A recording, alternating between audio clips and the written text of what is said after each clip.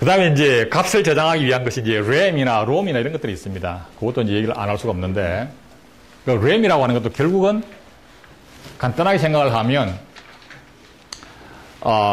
D 플립플랍을 잔뜩 갖고 있다. 이렇게 생각할 수가 있고요. 그 다음에 사실은 이제 램이라고 하면 그 속에는 굳이 D 플립플랍 아니라도 그 앞에서 우리가 했던 D 레치 정도만 갖고도 회로상에 별 문제가 없다. 그래서 뭐 D 레치만 갖고도 가능하다. 뭐 이런 얘기를 사실은 이제 하는 건데, 어쨌든 이제 D 플립플랍이 됐든 D 레치가 됐든 뭐 그냥 그 한 비트를 저장한다고 칩시다. 일단 메모리라고 하는 것은 이제 메모리 읽기 쓰기를 하기 위해서는 우선 메모리 읽기라 그럽시다. 주소를 메모리에 전달하죠. 그래서 내부에 구별해야 될 주소가 몇 개냐에 따라 가지고 그 주소 비트는 결정이 되어 있겠죠. 그렇게 해서 주소가 들어가고, 그 다음에 읽기를 한다고 하면 거기서 나오는 데이터를 출력시키는 그 부분이 필요하게 되겠죠. 그래서 CPU 쪽에서 이게 이제 메모리, 이 전체가 메모리 칩 속입니다. 주소가 나가게 되겠고요. 그 다음에 읽기를 하게 되면 데이터가 나올 겁니다. 그래서 주소 부분은 여기서 이제 몇 개를 구별했냐에 따라 가지고 비트 수가 정해지겠죠. 여기가 예를 들어서 뭐 8개다.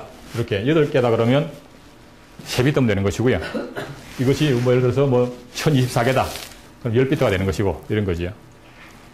그 다음에 여기서 읽어들어야 될 데이터 한꺼번에 읽기 쓰기를 하는 것이 이것이 이제 한 번에 읽는 비트 수가 몇 개냐. 그것은 이렇게 이제 이렇게 돼야 되겠죠.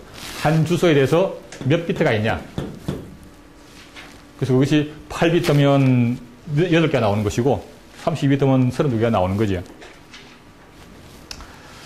그 다음에 이제 읽기 쓰기를 하려고 하면 이제 그 메모리 쪽에다가 신호를 보내야 됩니다. 읽기다, 쓰기다. 아니면 아예 작동을 안 한다. 이런 게 있어야 되겠죠. 그래서 두 가지 신호를 별도로 사용을 했는데 이제 컨트롤 신호입니다. 우선 이 칩으로 하여금 활성화시키는 신호가 있어야 될 겁니다. 평소에는 이제 이 메모리 모듈이 작동하지 않는 상태에서는 이걸 활성화 신호를 0으로 두는 거죠. 그럼 이 칩 자체는 아예 반응을 안 하는 것이고요. 요 칩 부분에 해당하는 거다. 그럼 요게 이제 활성화 신호를 1로 만드는 겁니다. 요게 이제 앞에 디코드 할 때 얘기한 것처럼 주소를 가지고 잘 디코딩을 해서 여기에 해당하는 것이면 요 신호가 1이 나오도록 디코드 회로를 만든 겁니다. 그리고 이 칩에 해당하는 것이 아닐 때는 요 신호는 0이 되도록. 그 다음에 이 칩이 이제 선택이 됐다고 하더라도 지금은 내가 읽기를 하겠다, 쓰기를 하겠다 구별을 해야 되겠죠. 그래서 별도 신호 하나 더 필요합니다. 지금 활성화 됐다 안 됐다에다가 추가를 해서 지금 읽기다 쓰기다를 구별하는 신호가 있어야 되는 겁니다. 그래서 예를 들면 제로는 읽기, 1은 쓰기다 라고 이제 가정을 해보자 이거죠. 그래서 0V는 읽기, 3V는 쓰기. 그렇게 이제 가정을 해서 만들었습니다. 자, 우선 이제 읽기를 보게 되면, 즉, CPU에서는 이제, 그러니까 로드 명령을 실행한다고 칩시다. 로드 명령어는 어떤 주소를 내보내서 메모리에서 읽기를 합니다. 로드 명령을 실행하기 위해서는. 또는 명령어 읽기를 하기 위해서 역시도 주소를 내보내고 메모리 읽기를 하죠. 명령어 읽어오기나 또는 스토어 명령어를 실행하거나 그 시점에. 그걸 하기 위해서는 일단은 해당하는 주소를 내보내고 그 다음에 메모리 이네이블 신호를 1로 만들어주고 그 다음 메모리 라이트 신호는 0으로 만들어주는 거죠. 읽기를 하려고 하는 거니까. 그렇게 신호를 보내주면 이 메모리에서는 어쨌든 그 해당하는 주소의 값을 읽어내서 이쪽으로 내보내줘야 돼요. 자, 그걸 한번 봅시다. 그러니까 여기서 보면 이제 뭐 비트 수가 몇 개인지 모르겠지만 그거에 해당하는 이제 비트 수만큼 이제 병렬이 있다고 치고요. 그래서 각각의 비트는 그냥 똑같이 그냥 병렬로만 처리가 되는 겁니다. 그래서 예를 들면 이제 읽기를 한다고 보게 되면 주소가 이 주소에 해당하는 것을 읽을지 이걸 읽을지 여러 가지가 있는데 그 중에 하나를 골라서 꺼내가는 거죠. 읽기를 한다고 보면 여기에 있는 건지 여기에 있는 건지 그 주소에 해당하는 것 하나를 골라가지고 이렇게 내보내주는 거다 이거죠. 그래서 멀티플렉스를 씁니다. 멀티플렉스. 그래서 여기 있는 개수만큼 주소 개수만큼이 쫙 있게 되겠고 그것을 이 주소를 가지고 멀티플렉스를 통해서 선택을 해서 내보내는 겁니다. 간단하게 예를 들어서 이거에 8개가 있었다. 8개가 있으면 주소 신호는 3비트일 테고 그 3비트에 의해 가지고 8개 중에 하나를 골라서 내보내는 겁니다. 그렇게 해서 그것이 이렇게 해서 비트 0 나오고 비트 1도 나오고 해서 비트 K-1까지가 만들어져서 이렇게 병렬로 나오는 거죠. 각각이. 그래서 멀티플렉스에는 똑같은 신호를 가지고 8개 중에 하나를 고르는 거죠. 각각을. 그럼 이 데이터가 나오는데 이것도 이제 역시 항상 나오는 것이 아니라 읽기를 원할 때만 데이터가 나와야지 읽기를 원하지 않을 때 데이터가 나오면 안 돼. 그래서 여기 보면 전송 게이트를 썼습니다. 전송 게이트. 지난번 조합 논리회로 마지막에 보면 전송 게이트라는 게 있었죠. 그래서 어떤 신호에 의해 가지고 지금 읽기를 한다라고 했을 때만 이 값이 이렇게 통과를 해서 나오고 읽기를 했을 때만 이 값이 통과를 해서 나오고 만약에 읽기가 아니거나 또는 메모리가 활성화 안 되어 있으면 이것이 차단이 되어야 된다는 거죠. 그래서 이 컨트롤 신호를 만드는 걸 보게 되면 이렇게 만들었어요. 그래서 메모리 이네이블이 활성화가 되어 있고 메모리 라이트는 0일 때, 즉 메모리가 활성화되면서 읽기 신호일 때만 1이 되는 거죠. 그때만 이게 활성화돼서 값이 이렇게 통과해서 나오도록 하는 거죠. 그래서 지금 만약에 쓰기를 하거나 또는 메모리가 활성화가 안 되어 있으면 이건 딱 차단시키는 겁니다. 그렇게 해서 이 부분에 주소에다가 메모리 읽기를 하고 있을 때만 그 값이 이렇게 해서 데이터로 나오는 거죠. 그럼 이 내용은 CPU 내부에서 이제 기록을 할 겁니다. 그 다음에 쓰기를 할 때는 반대로 이제는 메모리에서 CPU에서 주소를 내보내고 데이터를 내보내는 겁니다. 그래서 이 주소라고 하는 것은 항상 CPU에서 메모리로 오는 신호지만 이 데이터라고 하는 것은 사실은 메모리에서 CPU 쪽으로 가기도 하고 CPU에서 메모리 쪽으로 오기도 하는 겁니다. 그래서 사실은 이 신호는 양방향이야. 주소는 단방향이죠. 그죠? 무조건 CPU에서 메모리 쪽으로만 일방적으로 보내기만 합니다. 근데 이 데이터는 양방향인 거죠. 그래서 메모리에 있는 데이터를 CPU로 가져오기도 하고 또는 CPU에 있는 데이터를 메모리에 내보내기도 하고 양방향 신호야. 그래서 이렇게 전송 게이트로 막는 겁니다. 지금 CPU에서 메모리 쪽으로 쓰기를 하기 위해 가지고 데이터를 내보내고 있는데 요놈이 그냥 신호가 나오고 있으면 두 개가 충돌하는 거죠. 메모리에서 나오는 신호하고 CPU에서 나오는 신호가 충돌이 일어나는 겁니다. 그래서 읽기를 할 때만 이게 통과를 하고 그러면 데이터가 전달돼서 CPU 쪽으로 들어가서 CPU가 읽어드리겠죠. 반대로 CPU는 메모리에 쓰기를 할 때는 요놈은 이제 쓰기를 한다 그러면 이제 차단이 되는 거죠. 차단이 되고 그 데이터가 이렇게 해서 직접 전달되는 겁니다. 물론 CPU 내에서도 이 데이터 신호를 CPU 내에서도 읽기를 할 때는 CPU에서 나가는 것을 차단을 시키고요. 쓰기를 할 때는 CPU에서 나가는 것을 그대로 전달해주고 역시 거기도 전송 게이트를 씁니다. CPU 쪽에서도. 그래서 이 데이터 신호는 양방향이다 보니까 그렇게 되는 겁니다. 자, 쓰기를 보게 되면 이제 다시 CPU 쪽에서는 주소를 내보내고 역시 또 메모리 활성화를 시키고 메모리 쓰기 신호를 보내는 겁니다. 그래서 메모리 이네이블도 1이고 메모리 라이트도 1입니다. 그리고 데이터는 CPU에서 메모리를 내보내겠죠. 그러면 이제 쓰기를 해야 되는데 어디다 쓸 거냐? 이제는 여기다 쓸 건지 여기다 쓸 건지를 구별해야 되겠죠. 어느 한 곳에만 기록을 해야 돼. 아무 데나 기록하면 되는 것이 아니라. 따라서 이 주소를 가지고 디코드를 쓴 거지요. 이게 만약에 8개라고 하게 되면 이 주소 3비트에 해가지고 8개 중에 1개가 1이 되는 거죠. 그래서 어느 하나에만 1이 나오게 되겠고 게다가 이 주소가 나온다고 해서 무조건 막 기록하는 것이 아니라 메모리가 활성화가 되고 요 라이트 신호가 1일 때만 기록이 돼야 되는 거죠. 그래서 두 개를 AND를 하게 되면 요 신호는 요 놈도 1이고 요 놈도 1일 때만 1이 되겠고 그 신호하고 이 디코드 신호하고 둘 다가 1이 될 때만 기록이 되는 겁니다. 그래서 어느 하나가 1이고 그 다음에 실제 메모리 쓰기를 하는 상황이다 라고 하게 되면 그때에 그 해당하는 주소만 write enable에 대해서 기록이 되는 겁니다. 그리고 데이터는 그대로 여기도 전달되고 다 똑같이 전달되고 있는 거죠. 그렇게 해서 특정한 칸에 기록이 되는 것이고, 로드 신호는 어쨌든 이 비트든지 어느 비트든지 상관없이 똑같이 동시에 이루어지는 거죠. 그래서 그 신호를 여기도 보내고 다 똑같이 보내는 겁니다. 데이터들은 비트들이 비트 제로는 여기다가 비트 1은 여기에 해서 각 해당하는 비트마다에 대해서 전달하는 것이고,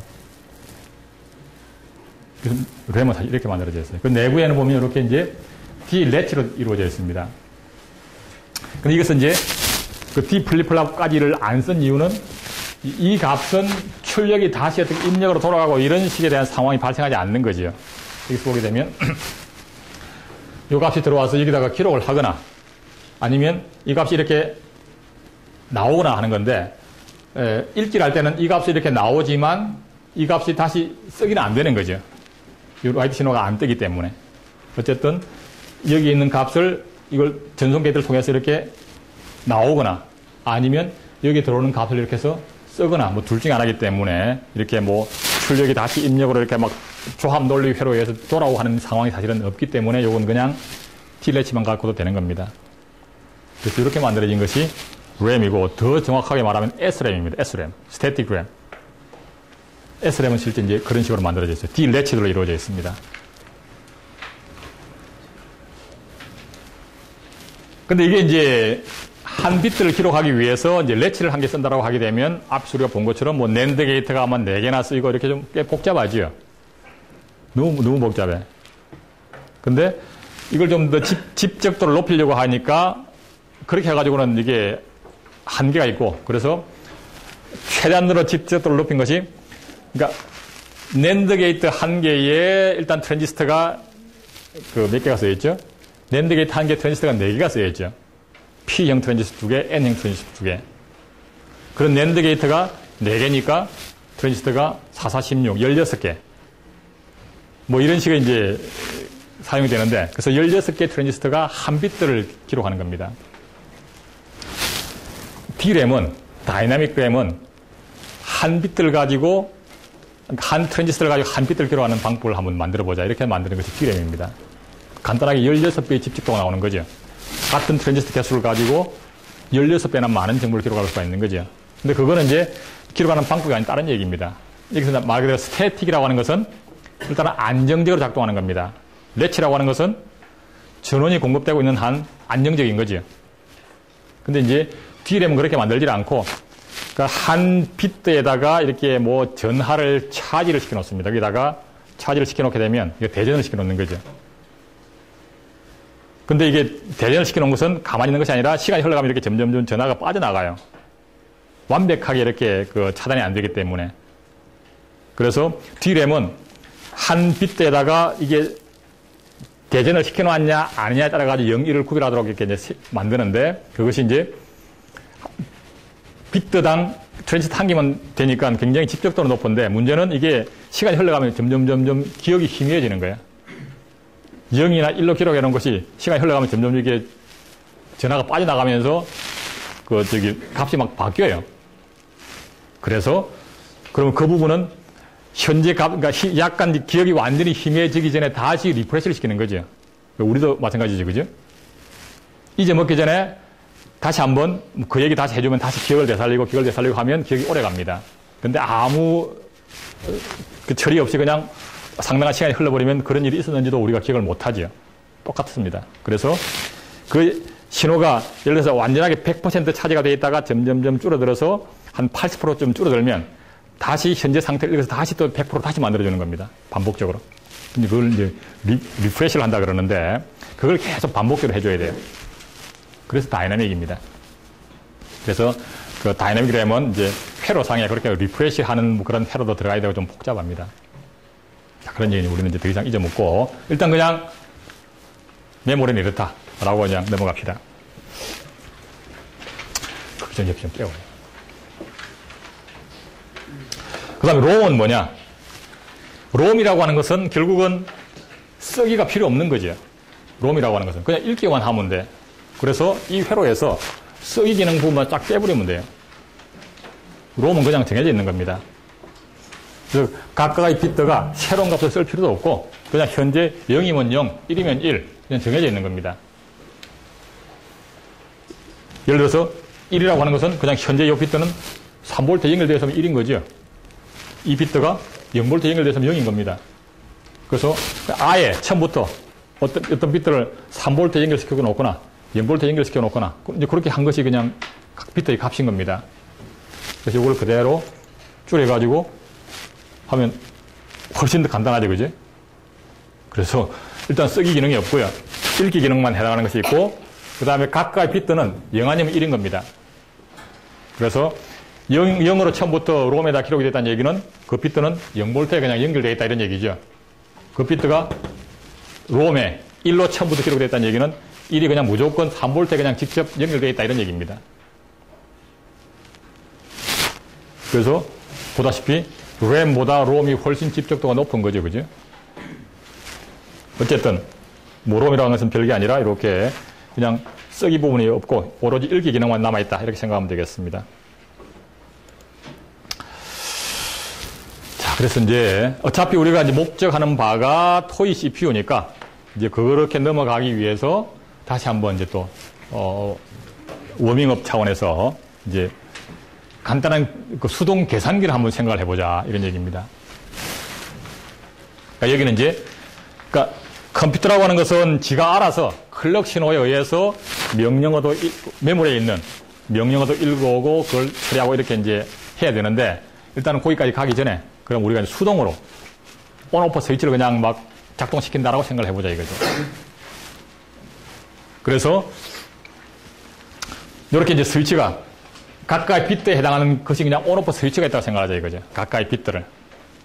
지금 같으면은 원래 이제 그 토이 CPU에서 이제 일부를 줄여가지고 ALU 부분, 그 다음에 DR, SR, V 필드, 그 다음에 SR2 이런 것들만 있다 치자 이거죠.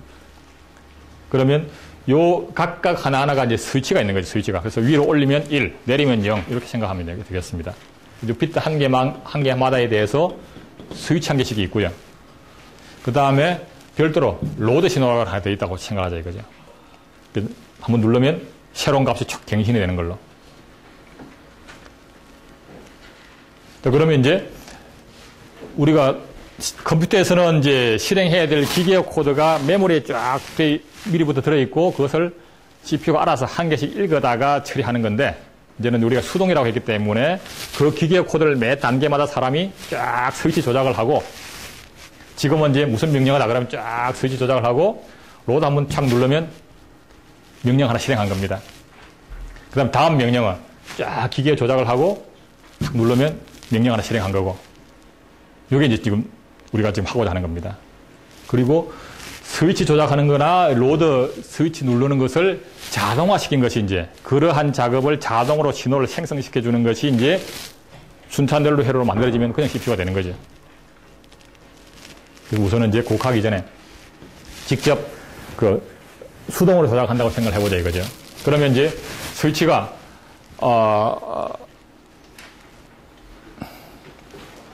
요 비트 하나하나만큼의 스위치들이 있고 거기다가 이게 이제 로드 버튼이 있게 되겠고요.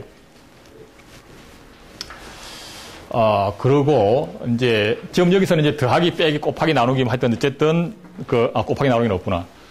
그 토이 CPU에서 갖고 있는 산술 논리 연산 처리만 이제 하는 거고요.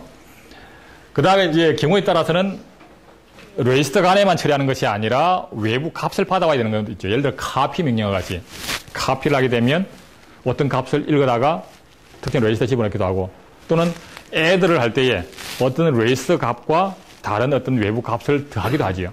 즉석 값을.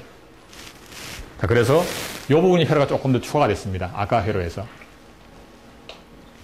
우선 나머지 회로는 똑같습니다. 아까하고. 이 ALU 들어가는데 왼쪽 거는 레지스터 중에 하나를 골라서 들어오고 그 다음에 오른쪽은 역시 또 레지스터 중에 하나서 골라서 오는 것도 있고 그 레지스터를 쓸지 아니면 그게 아니라 외부에 주어지는 어떤 값을 쓸지를 정한 거죠.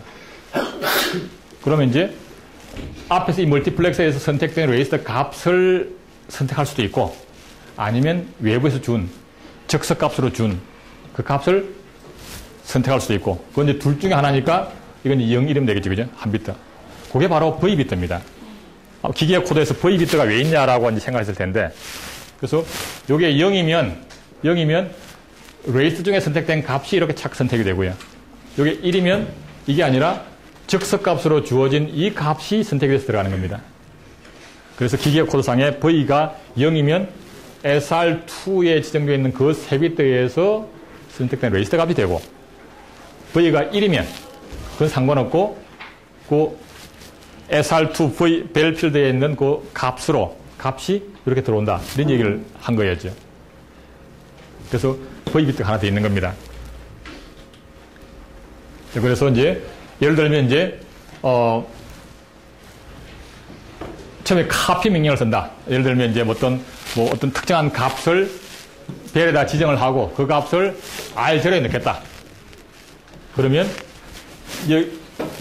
여기는 V 값은 1이 되고요. 이 값은 그러니까 입력할 값을 미리 이제 스위치로 지정을 해야 되겠죠. 여기다가 스위치로 쫙 값을 이진수로 세팅을 하고 요 V 값은 1로 해서 요놈이 이렇게 들어오도록 하고, 그 다음에 카피 명령은 어차피 왼쪽 값은 안 씁니다. 상관없습니다. 어차피 이 값을 그대로 패스시키는 거기 때문에 카피 명령 같은 거. 어쨌든 ALU에는 카피에 해당하는 신호를 주고요. 여기에 카피에 해당하는 신호를 주고 하면 결국은 여기서 준 값이 이렇게 거쳐서 이렇게 나오겠죠. 어디다 기록할까?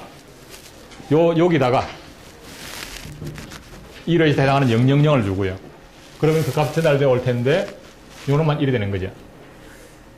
그 상태에서 로드 스위치를 잠깐 1로 만들면 그 값이 여기에 착 기록이 되는 겁니다. 그러고 다 같이 로드 스위치는 0으로 바꿔요. 그러면 여기에 들어온 값이 이렇게 거쳐가지고 R0에 착 기록이 되는 겁니다. 다시 말하면 기록해야 될 값을 여기다가 쫙 이진수로 스위치로 조작을 하고요. 그 다음에 이 부분은 카피에 해당하는 것을 넣어주고 이 부분은 R0, 000을 넣어주고 이건 아무 값이나 상관없고요. 어차피 안 쓸 거기 때문에 이건 1로 해주고 그렇게 해주는 거죠. 그럼 이거 상관없고요. 그렇게 해서 하게 되면 그 값 착 들어가는 겁니다. 그런 세팅을 한 다음에 로드 신호를 잠시 1로 만들었다가 0으로 돌리면 그 값이 이렇게 착 기록이 된 거죠.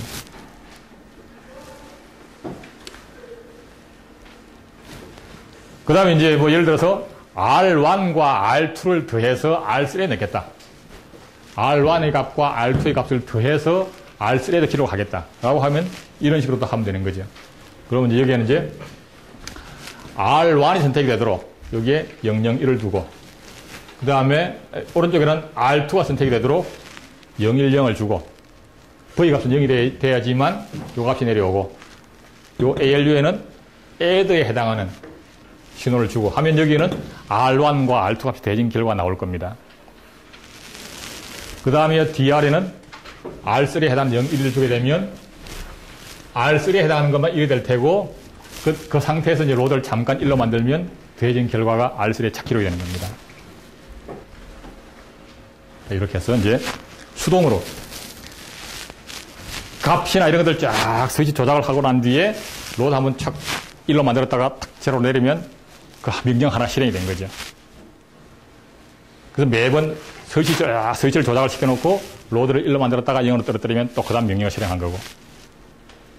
이게 이제 우리가 원하는 대로 동작을 하겠죠. 요거를 이제 스위치 조작하는 것을 자동으로 바꾸는 것이 그게 바로 이제 CPU 순차 논리라고 하는 겁니다. CPU에서 내부에서 이제 순차적으로 어떻게 신호를 만들지를 처리하는 거. 요거를 이제 자동화 시키면 되는 거죠. 그러면 이제 요 스위치 대신에 CPU 내부에 명령을 저장하기 위한 그 인스트럭션 레지스터를 하나 더 갖고 있고, 그래서 요 스위치를 조작하는 것 대신에 프로그램 카운트 값을 주소로 내보내서 메모리에서 읽어드린 다음에 그걸 여기다 탁 집어넣으면 그 다음 명령이 들어오는 거죠. 그 다음에 아까 로드 스위치를 누르려고 하는 이런 작업은 그 다음에 이제 실행 단계에서 적절하게 로드 신호를 발생시켜주면 돼요. 이제 그런 식으로 이제 CPU 내부에서 다시 전체를 컨트롤하는 순차 논리 회로 부분이 있어가지고 그것이 이걸 순차적으로 잘 조절만 해주면 그게 바로 CPU가 되는 겁니다. 근데 이제 CPU에서는 이제 단순히 산술 논리 연산만 하는 것이 아니라 뭐 브랜치 명령어도 있고 이런 것이 있으니까 그건 조금 이제 따져줘야 되겠죠. 그 다음 메모리에서 읽어오는 로드 명령어도 있고 메모리에서는 스토어 명령어도 있고 그거에 대한 처리까지를 추가를 해줘야 되겠죠.